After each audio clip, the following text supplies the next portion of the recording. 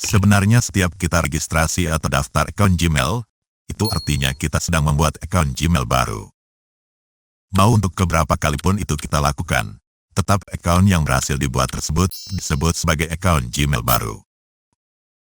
Mungkin yang meragukan Anda adalah, karena sebelumnya Anda sudah punya akun Gmail, dan status Anda dalam keadaan login, maka akibatnya setiap membuka halaman pembuatan akun Google sebagai akun induknya, yang muncul adalah seperti ini. Tak ada tombol daftar atau tombol buat akunnya.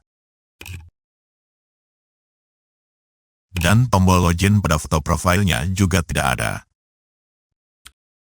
Nah, cara untuk menemukan form buat akun barunya begini. Klik foto atau ikon profilnya.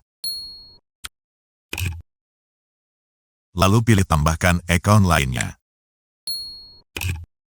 Nah, ini tombol buat akunnya.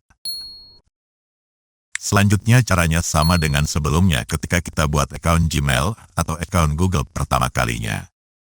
Jika sudah lupa bisa disimak lanjutannya pada video berikut.